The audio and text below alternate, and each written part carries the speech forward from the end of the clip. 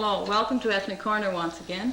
I'm Elizabeth Planetta, and today we're going to do some Black West Indian cooking, and with us is Euri Johnson, who is representing the Black West Indian community in Sydney. She is one of two people who's going to be on the show today, and I'll introduce Cecilia later. Now we're going to do some chicken and rice, which is a typical dish from Barbados, I would say. That's right. So, Right straight from Barbados. Right, let's move down here. And maybe we can begin by telling us what's in this pot. Well, what's in this pot right now, that's some spare ribs, and they're... Are these they're, beef spare ribs? Beef spare ribs, and they're soaked overnight, and then you parboil them before you boil them completely. I see. That's to get the salt out? To get the salt out. You drain the water off them, and you put your ribs on and boil them in the second water, as they call it. And you add your peas and you add your rice. Okay, so that has a nice and that gives it a very good flavor. Okay, I see. That's to give everything the rice flavor. Yeah. And here we have you call them peas. Yeah, black-eyed peas. Black-eyed peas. Yeah. This is for your rice, and your rice is here, and you have to pick it first to see that there isn't any bad pieces into it. And then you wash it very thoroughly. Tell us more about the black-eyed peas. So you have them soaking in water. You have them soaking in water overnight. Sometimes they really don't need it, but mostly I do. I soak them soft. It makes them tender, and it takes sort of like a husk of the skin off of it. Oh, I see. It sort of floats on the top of the water, as you can see here, like that. Right. That you drain. You do not put into the pot. You drain the water off, and you put the peas in the pot. While they're in there cooking, you prepare your rice, which you pick and you wash very thoroughly. Okay. Can we put the peas in there now? Is that ready to put the peas in? Yes, it is, but they have to be drained. Okay. Let's do a little bit of draining here. I think this is probably that should hold it. Yeah. And that washes off some of the skins as well. It washes off this, well, you say skins, but more or less everyone says the husk off of a pea, which is like this. Oh, yes. You know? And it doesn't give you, well, sort of a coating in your rice. Right. So this is the way you do it, like this. I see. And you add it this way, which is your salt ribs that have been boiling. Now, with the salt ribs, it can be spare ribs, it can be salt ribs or pork ribs. I see. Right. As long as it's salt. That water has to be taken off. Now, this is another thing that you should do thoroughly when you're doing it, is to taste the water. Oh, yeah. See if it's not too salty. Yeah. Because if it is, you can always take some off. Right. You know? I see. Right. Now this is fine. Oh, great. That's okay. Is that a good heat for that? And that's very good heat. So now we'll do our rice. Just put this water back. Now this is the way you do your rice. This dish, I mean, it should be a little lower, but these are what you would take out. Anything like this that you see in it. It's never really dirty. It's just that some kernels of the rice, it's, you know, they maybe have a brownish tinge on them, so you take it out. I would think in earlier times there would be husks and so on in the rice. It was very much more, but now the rice is cultivated. Yeah. I can remember at home when this was our job, you know, to get rice ready, and you had to put it on the table at night and just sit there and pick it and pick it and pick it over. For hours. But now you really don't have to. I mean, there's very few. I guess this would be a time for the people who cook to get together, say a mother and daughter, to sit down picking well, the rice. this is what it was, really, because you really had to share out in the household for doing things like that, you know, because they made all of their own foods. There wasn't anything that was bought. And this would be Well, a time not when... bought, but, you know, synthetic in any Sure, kind. yeah. Mhm. This would be a time when they would share experiences and, And it tell was always stories. Saturday night. Oh, really? Really? Yes, at least 8:30, 9 o'clock. This is when we would start. I see. So now we go from here to the rice. This is how it has been picked. That was just a sample. Show you how it had been picked. This has been already picked, and this is what you do with it. You put it in the water like this. And it has to be well washed. I see. Very well You washed. wash it with your hands. This way. Oh, my You goodness. make sure your hands are clean first, and you wash it this way. Now, when you see that it's starting to turn a milky color on the top, sort of a grayish color, you know very well your rice is clean. But sometimes you can get rice that's a bit dirtier than others.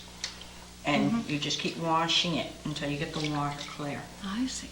And this is the way it's done, like this. And you do it in a rotation circle type of way, because that way you get it all. You know, you just don't go like this. Uh-huh. Right. You go this way, so that you can get it all. And sometimes when you're washing rice, if the water doesn't come too clear, you have to wash it twice. So this is the second That looks a bit clearer now. Water for it, which is very good. And that's what gets the starch I see. away Does from this the starch rice. come from over-refining? I really don't know. I just know that rice is a starchy food. And some types of rice might be more starchy than But others. mostly this type of rice, the cultivated kind, is really more Oh, starch. really? Uh-huh. So now we'll look here and see. Okay, now the pot is boiling. Do you think the peas are ready now? Yes, I think they are. And there's one thing you have to watch about peas or beans of any kind, that you really can't see it. But when you're boiling them, if they take a little longer, it's because they're old peas, they tend to be more harder I to see. come to a rapid boil. So you have to keep testing them You to have to make keep sure. testing them to make sure. So now this is the way you add your rice, which has been well washed, See. and the water is clear on it, and you just add it like this.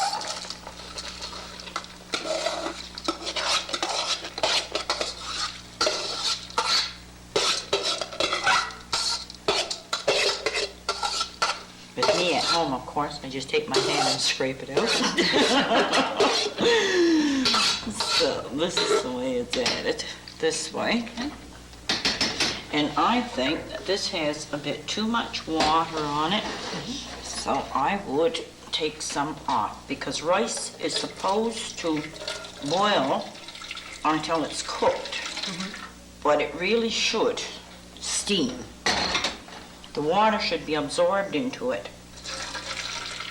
but it really should steam. I see.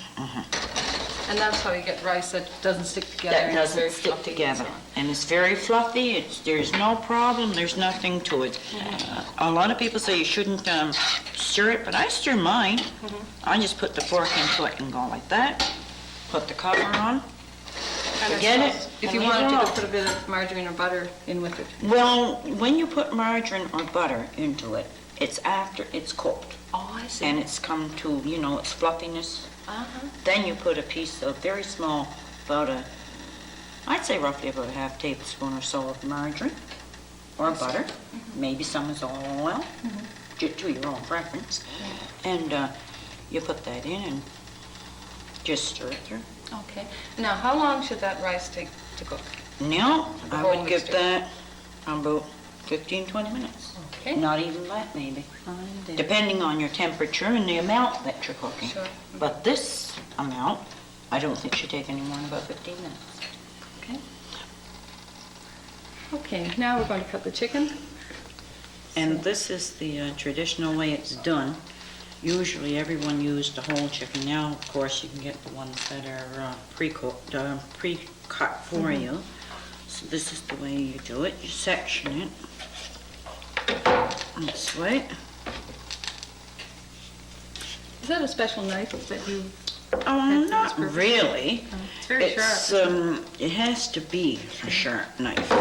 But what you do with the bones in the sections and in the joints, you don't cut them, you break them Oh, I see. this way. And do See? would you ordinarily use every speck of the chicken? Oh, yes. Every bit of it. Except the inside. And when you, oh yes, you use the insides Oh, too, yeah. the liver and the heart and the gizzard, you use that. You put that in your gravy if there's one there. This is what you find now in modern cooking, modern process, I guess you should call it, that you don't find the gizzards and hearts and things like you used to unless you buy them in a tub. Now this is the way chicken is done. This way.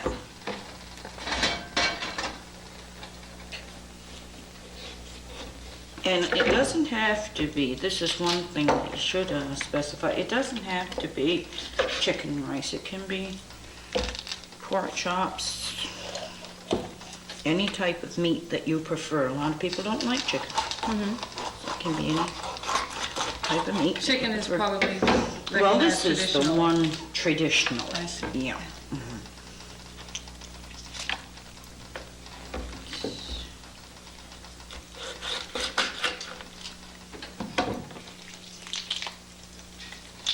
That's quite an operation there. And you're not really banging away There at any is, bones. no, there's no effort to it, Right. and you don't get loose bones of any kind or whatever. I'll just put this back on the heat. It's starting to I smoke think there the a little bit. rice should be cut down a bit.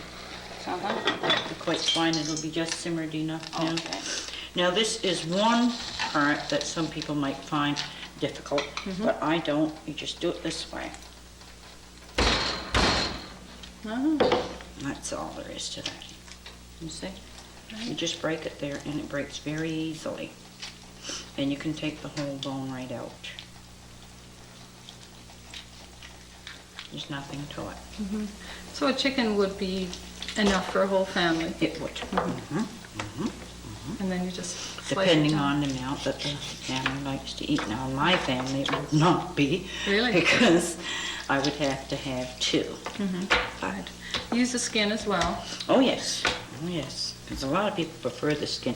I take the most of the bigger bones out, I see. which really isn't any problem. That's all there is to it. And you break the back like that so that it'll lay flat on your plate.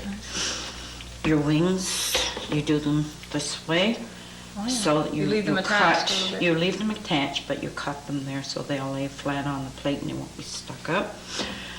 Your legs, you cut them in half so that they make a nice section on the plate. Right. Now, Okay. to make your coating, which is very important because the chicken is very good, but without the coating, it's not much. Now, I usually use flour, which in this bag I think there's too much. Okay.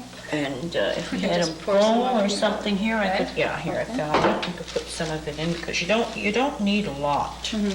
You really don't. You just put a fine coating on. You don't need a lot of anything. Now, my favorite seasoning is savory because I find it goes with everything. Right.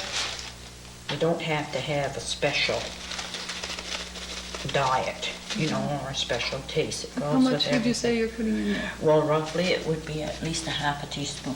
I usually use half teaspoon of everything. I don't really measure. I should, but I don't. Because I've been too used to doing it for Right. so long. And some curry powder. A bit of curry, not too much. A lot of people don't like curry. And salt and pepper. That was black pepper. This is salt. Now, what I've started to use in later years has been shake and bake, Right. which everyone thinks that you can only use shake and bake in an oven, but you don't have to. You can take about half a packet of this and add it to your flour mixture. Now, why did you start using shake and bake? Well, because I liked it on the chicken in the oven. And most of my family preferred chicken fried. And I like the taste of it in the oven, so I started putting a little bit of it into my flour mixture to see how it would go. Does it have anything to do with the cooking It process? does. have a lot to do with it. It makes your chicken more crisp. It makes your chicken more crisp, Yeah. and you know, you get better results from it. It's a nicer taste. Before, when you did it, you usually put cornmeal and stuff like that. Right, Now you don't yeah. have to do Oh, I that, see. and you don't have So to you wait. try to put your own little touches. Sure. Yeah. Now, we had some pre-cut chicken here that was all set to go. So rather than use what Use you this one. cut up This one was professionally for here. show, to show how you Right. can cut a whole chicken. But if you use the pieces, it's just Right. exactly the same. Sure, yeah. So we just put this in, Okay. and our pan is Now, I ready. think the heat down to 3. I hope it seems to be smoking just a tiny bit, so it seems like Well, it that be should be okay. very fine. So you shake And it of off. course, you quite a shake it lot. off. Uh-huh. You should have it looking this way, with a slight coating. Right. So you don't dip it in milk or egg or anything No, you beforehand? don't. It No, keeps the you coating don't. just You as don't well. need that. It keeps everything. It keeps the coating, keeps the flavor, everything. This is one example where you sort of took a traditional dish and then added a modern touch to make things easier. Make it and easier, more and it does tasty. make it tastier. Right, yeah. I mean, of course, you know, in those days, people didn't have anything like that, so if you could try it, why not? I tried it just to see what it was going to be like. And after it came out all right, I said, well, why not? Yeah. So that's all there is to that. Now, Now- it just fries on medium heat, and it'll turn a very nice golden brown, and you turn it, as you should with any chicken, you know. And when it's finished, you put it on a plate. I usually put mine on a piece of brown paper for it to drain Right. Something keep all so over. that it will not be oily. Okay, now we're going to make a sauce. So what's the first thing you do to make a sauce? Well, it's not really a sauce. It's what West Indian people would call gravy. And this predominantly can be used for rice and chicken. It can be used for cuckoo, and it can be used for fish. It's a one basic sauce. Basic sauce. And as you can see here, our rice is going quite well. Our chicken is going quite well. And by the time our gravy is finished, this is what they call it, gravy. Right? By the time our gravy is finished, these two will be finished along with it. So now, what you do with your gravy is you have, you heat your pan, and you put some oil into it roughly, as I say, about, some people use more, but I'm not too much for a lot of oil and grease. I use maybe about a tablespoon, maybe 2, depending on the amount you have to cook for. 3. You think 3 is high enough? I think 3, no, I think maybe 4 would be better, because you don't want to take too much time. And one thing I find with Mazola oil, you don't go wrong because it doesn't burn. Margarine is very good and everything, but if you're not careful, it'll burn. Now, this is your vegetables that you would put into your gravy, which is onions, green pepper, and celery. And you just, it's not, shouldn't be too big. You just chop it this way. Would you have about the same amount of onions and green peppers and You celery? make the same equal amount. Except for the green pepper, of course, and it goes to taste. It's according to what people like. Now, like in our family, we like to taste the green pepper, but we don't like that much.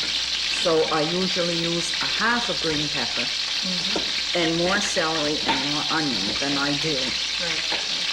Are there any other vegetables that people might use, or is it pretty well standard? Well, I don't know. For us, it's pretty well standard. I've not seen any others. It could be, but I've not Or what seen about any. garlic? Oh, yeah, but I mean, this now is what we'll move into, because this Oh, I is see. into your seasonings here that you sprinkle on, and that seeps right into your gravy. Right. You know? This is the whole vegetable part, I should have said. Right, yeah. This, and when you do this, you make sure that it's not cooked too well. You know what I mean? It's, in a way, it reminds you of Chinese food. You know, there's a crispness to it. Yeah. You don't have it mushy. Right. And this is the way you do it, like this. You sort of This dice way, it. Is that yeah. what you call it? You don't have them in chunks, like as if you were going to have a salad. Like that. Now, this is just a demonstration here, and this is one that's been prepared, and this is the way it's done. Now, this will go into your pan like this.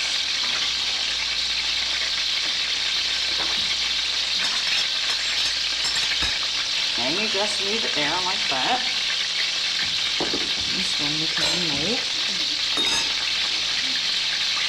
The color's a little bit, we'll have to wait for that to cook, eh? We will. Won't take long. It's only about 5 minutes or so. Just a minute. Yeah. Well, let's talk about how you would use chicken and rice. What makes that a special dish?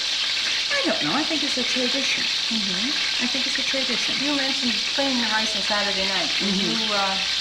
Would you have it on Sunday? Is that the most time of time? You'd have it on Sunday. No, well, West Indian people usually, they would eat chicken and rice, or not just chicken and rice, but rice and peas at any time with any given food, fish, or any other different kinds of meat. I think that's what I mentioned before, that it doesn't have to be just chicken. Would you most often have chicken on Sunday?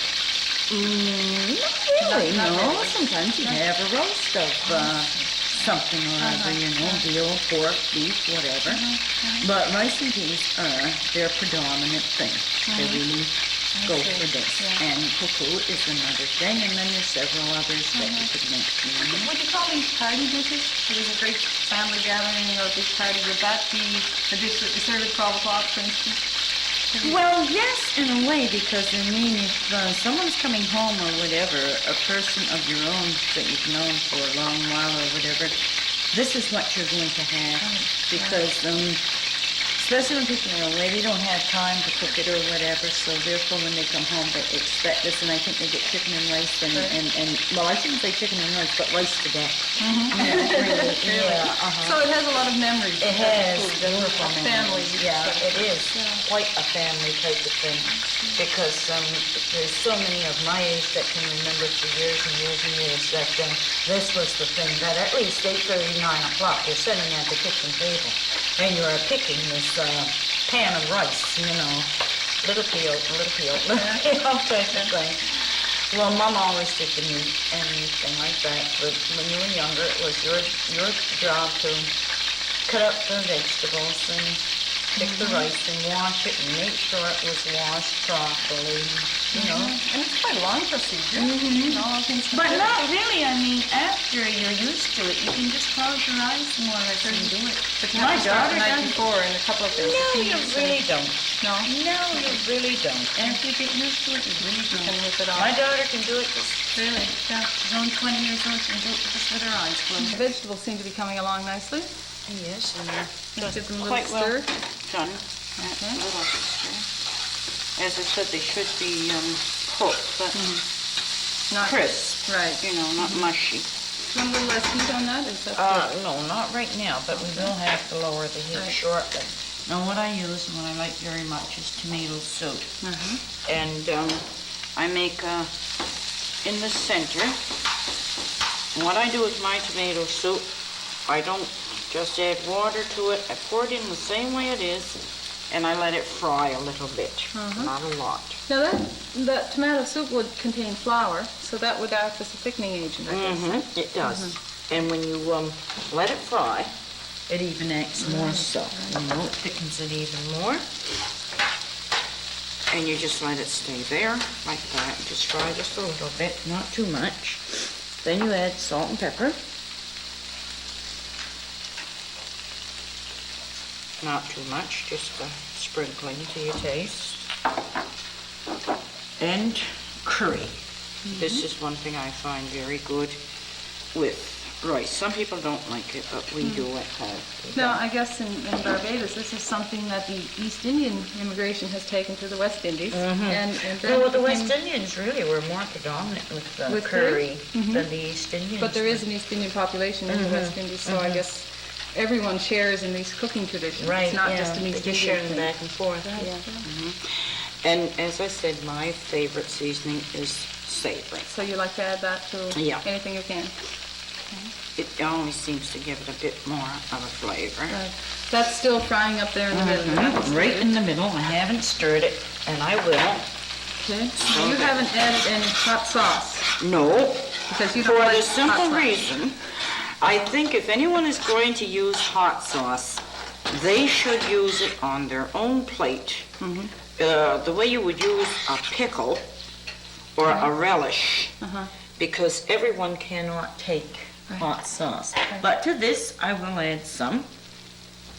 Now this I'm adding is the whole tomatoes. And that is a half a can with the juice. Let's see. And that's it. And now as far as the hot sauce is concerned, for me, very little. Do you make that yourself? Yes, I do. Okay. I haven't for a while, but I mean, as far as making it, it's not a hard thing to make. It takes a lot of time. What goes in it? Well, everything has to be ground. Well, now, when you make it, it's not too much of a problem You have as a it blender? used to be, because you have a blender and you have a grinder and things like that. But when we were first taught how as children, you had to do everything by hand, Right. you know. And your hands got burned and your eyes. Oh, would you believe it? So now, all that does is simmer for about 5 minutes. And then Not it's even. ready to go on your chicken? That's- Is that what it goes on? No, it goes onto your rice Onto or the on the rice. side of your plate. Well, Euri, it's been wonderful having you with us today on our Ethnic Corner Thank you. cooking show. And I hope that it'll be a chance for you to show the community the sort of thing that your community does. It's very nice. I mean, everyone that we know of that's hung in with chicken and rice, they've really liked it. And as I said, it doesn't have to be chicken and rice. It can be any kind of a meat or any kind of a fish. Right. And it really goes over. Yeah. Is there any special community organization that you belong to? Yes, well, right now I'm working with the ECP, ECC, the Community Development for Black People, and they're doing quite a good job. What do those initials stand for? The Ethiopian Community Center. Right. So Yeah. that you are, in a sense, representing them in bringing this to the Well, that outside is community. my job there, you know. We try to help the community as much as we can in any way. If they come to us, we'll help them. Right. Yeah. Thank you for joining us in Ethnic Corner.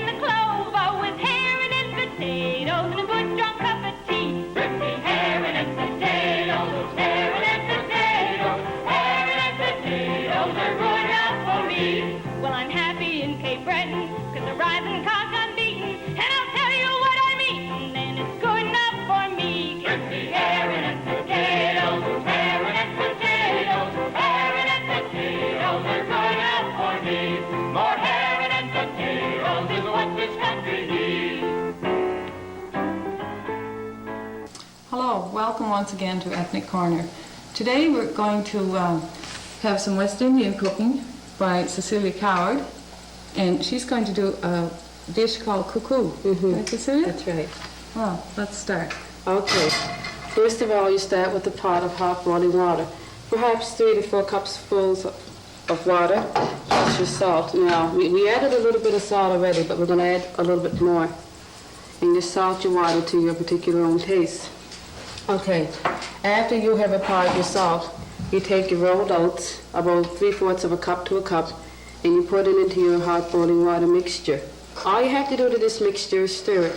Now, when you let it boil for about 5 to 10 minutes, you then take your cornmeal. What sort of consistency? That's sort of runny, isn't it? It's sort of a runny type of consistency, yes it is. And when you finish stirring it, you just take your cornmeal and you put it about perhaps a cup, perhaps a little bit more, a little bit less. But you don't put in your complete whole cup, you just put in a little at a time and just start stirring it. Now you find that usually your spoon will not do your, well, unless it's a bigger spoon than what we have here, you usually find that you have a hard time trying to stir it. So what we have here is a cuckoo spoon. And I'm also going to give you some little show of it, and this is what it looks like. Now, Where did that come from? I believe, if I'm not mistaken, this probably came from Barbados with my dad. Now, I'm not too sure as to where it came from, but it's been around our house for about probably 28, 29 years, probably even longer. So you just start to beat it a little bit. It's sort of short here, so I have to stretch up. Okay. This is the sort of spoon you'd use every time you make cuckoo. And it's called cuckoo spoon, eh? Right. Not a stick. Or cuckoo stick. It doesn't really You call matter. it a stick as Both. well, eh? Now, what you have to be careful for is lumps. So you just have to make sure that all your lumps are out. And you keep adding And just the keep on cornmeal adding. quite gradually. eh? Mhm.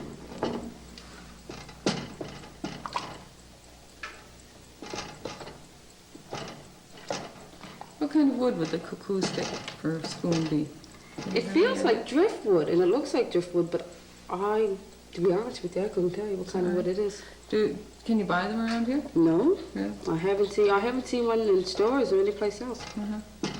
What do people who have them here, where do they get them? 10 chances to 1, unless there was somebody in the community that went around selling them or making them, or probably even getting the wood imported from the Barbados. I don't know where else they can possibly get one. So it's very special then. Well, it is, but you find that now you can never go out and buy one. Or maybe if you go to a lot of older homes in the community, Yeah. you might find that you have a couple of cuckoo spoons around, but aside from that, there's not too many people around that have them. And this is all I'm doing now is just trying to get the lumps out of this. Is it ever used in the same way as wooden spoons to threaten children? Yes.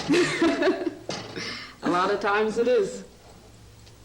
The mothers say, I'll get the cuckoo stick. Well, usually if they can't find nothing else to grab you with, it'll probably be this. We're too hesitant to beating it, so I guess this is just as good as anything else. Okay, let me pour the rest of that. Turn down my heat a little bit. Your heat is about medium there now, isn't Yes, it is. it? You don't stir it vigorously, you just No, quite not gently, yet. eh? Oh, you do get vigorous after a while? Yes, you do. Okay, can you pour me another about half a cup cornmeal, please? And maybe if I had some height to me, this might be a little bit easier. With measurements in these folk dishes, it's, We don't use them. you don't use them. The measurement No. is enough. You look at how much water you You just have look and at then how much you see have how and much just you go need. from there. Right. Now I'm going to pour some more into this because I think it's going to need it. I think that's one of the things that makes explaining folk cooking to anyone. The first question they say is how much? How much do you use? Nobody, actually knows how much they actually use. Sort of thing that grows with experience. How old were you the first time you ever made this? How was I? Let's see, about 18, I guess. Really? 17, 18? Oh, yes. Well, usually that, I never bothered making cuckoo because usually every Saturday my mom made it, so there's no need for me to make it. And was it recognized as a Barbadian dish? Yes, it is. Was that pointed out to you as you were eating it? Eat it, yes. Yeah. Were either of your parents born in Barbados? My dad was. Now, my mom's mother was born in Barbados, so she came over to Canada. I see. But my dad was born in Barbados. Do they maintain the connection? Well, now that my dad's dead, no, not really. Not unless now my brother went over probably about a year ago. But there are relatives still there? Oh, yes, there were. I'm still beating this. What's happening now there, Cecilia? Now it's beginning to thicken up a little bit, and what I'm going to do now is to add probably a teaspoon to a teaspoon and a half of flour. This will thicken up the mixture so that it'll be nice and thick for you. So I put about 2 there.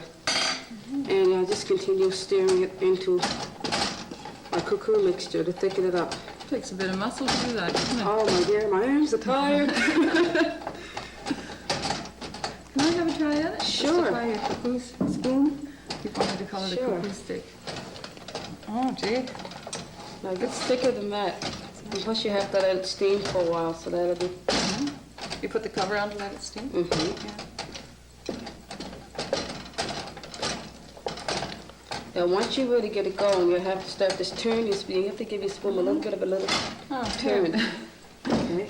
We'll take Now what you usually do is to scrape your sides to make sure that you get all your mixture from the sides. My dear, you must think I'm fighting here with the pot. Here we go. Oh, yeah.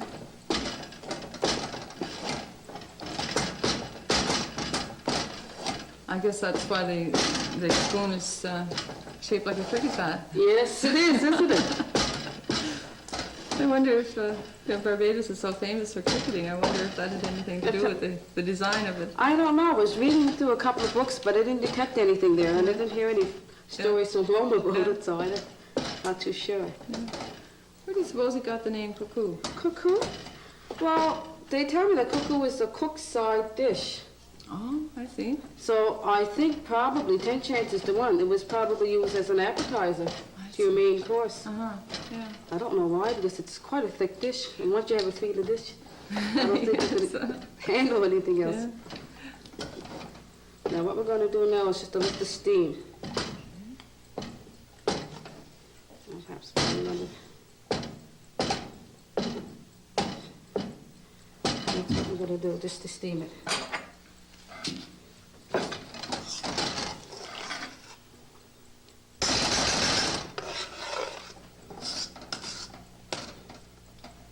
I don't see why you'd be 18 before you try this. You have to be tall and strong. Yeah, well this is it. Okay, do we put the cover on now to steam it? Oh yes, that's what we're going to do now. And we have it at just below medium heat. Mm-hmm. Okay. How long should that take now? That'll take probably about 10 to 15 minutes to steam. Okay, we'll just let that sit there and steam. Sure. Okay, here we are for the second part. You have the pan all heated up with some butter in. Mm-hmm. And what are you going to add to that now? Now to this, I'm going to add some onions and some green peppers. Well, what, half a cup onions and And probably just a bit of green pepper just to flavor. to give it a flavor and give it a little bit of a color. Stir fry that. Mm-hmm.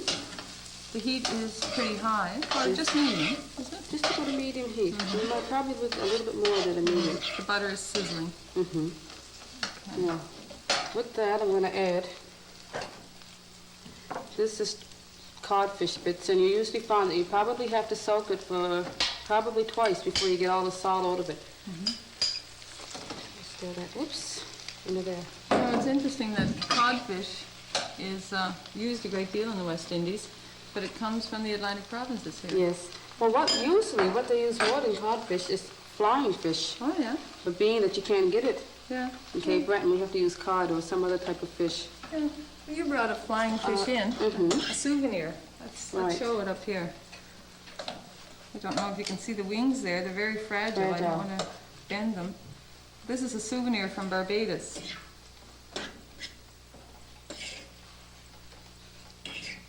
And you often, I've seen the flying fish. They go in schools and they jump above the water, and right. by quite a ways. They're really quite lovely. I've never seen one this close. That's really fascinating. These are their fins, I guess. Their wings are their fins. Or the fins, I think they call them. It's really fascinating. Right.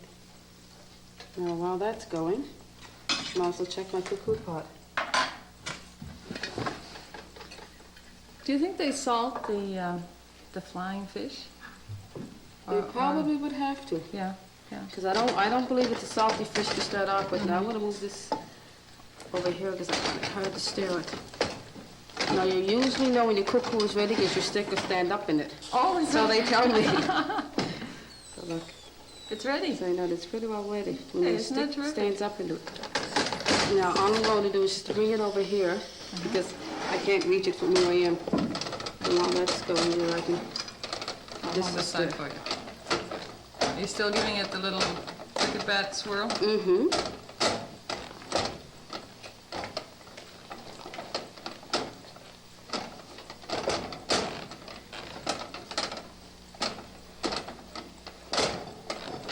Okay, now this is okay for another minute or two, so I'm just going to put this back on the heat and let it steam some more. Okay. But it's really done. It's really done. Mhm.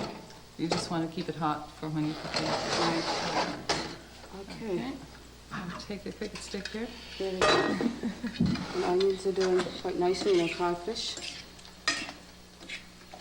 So this will take about 5 or 10 minutes probably to, Some of the Fried water together. has come out of the codfish there, hasn't it? That would make a nice juice, I so that'll guess. make a nice salty juice or a fishy type of juice that'll usually go with your cuckoo mixture. I see. So you're okay there. Now, would you, there's a big piece of cod there. Would you break them up in little pieces, or would Oh it be no, about they the taste better when they're just the way Oh, they yeah? are. Yeah? Yes. Looks like it's almost cooked. Well, it is. So what I'm going to do now, I'm just going to add some pepper. Yeah. The fish looks nice and brown. Yes, it It does. smells good too. Yeah. Add that in. And then I'm going to add my tomato soup.